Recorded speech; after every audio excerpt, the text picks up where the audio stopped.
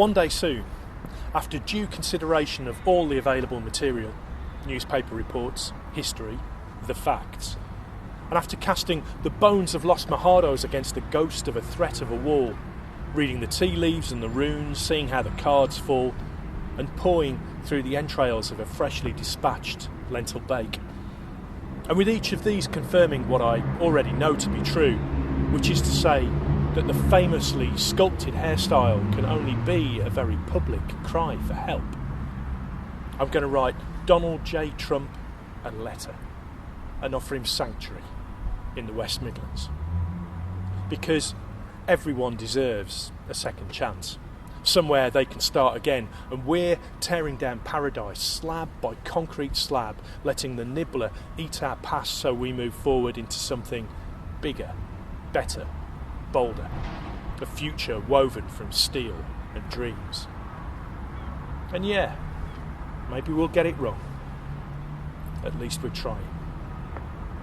And I will show him motorway junctions constructed entirely from pasta.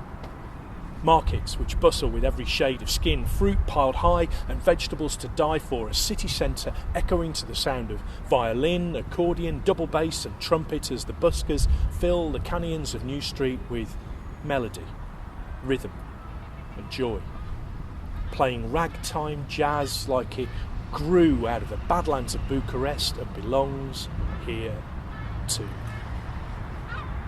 And I'll remind him that music has no borders, as we feast on samosas and scratchings and kormas, and when the girls walk by on their way home or off to college and Donald watches and can't help himself and says something mean, then one of them will point out to him in no uncertain terms that how they choose to dress and what they do with their bodies and whether they love boys or girls is no one's business but their own. And I'll chuckle into me coffee, let Donald chomp down on his chip butty, chew on that. And we will take a bus out of the city with a driver who's from Krakow or from Cradley and passengers from Lagos and from Lai, and walk along the towpath by the freight lines underneath the big black country sky and talk. And when we finish talking, on the wasteland where the furnaces once stood, we'll bury all his hatred, unremembered and unwanted, stamp the earth down hard and know that this is good. And then the important stuff. We'll go and get him a haircut.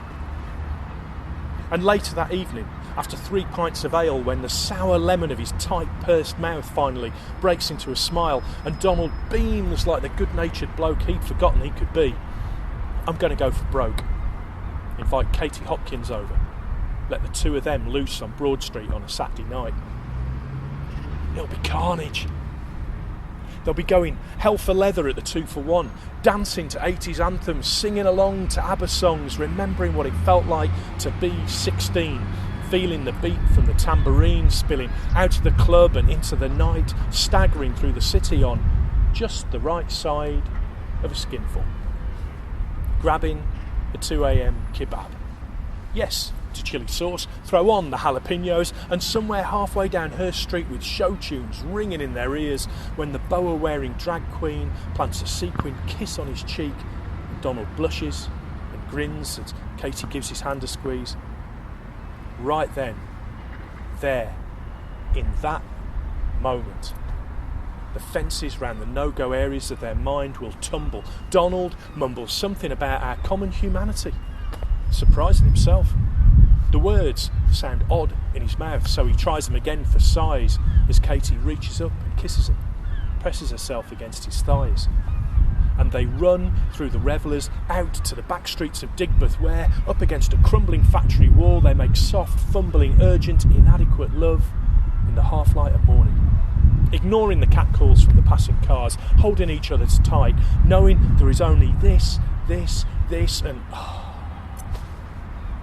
The world may not be perfect, but it is what it is. Sweaty, radiant, unashamed, dishevelled and contented, they catch their breath, tuck themselves back in, laugh at the absurdity of it all, take each other's hands and saunter off into the sunrise.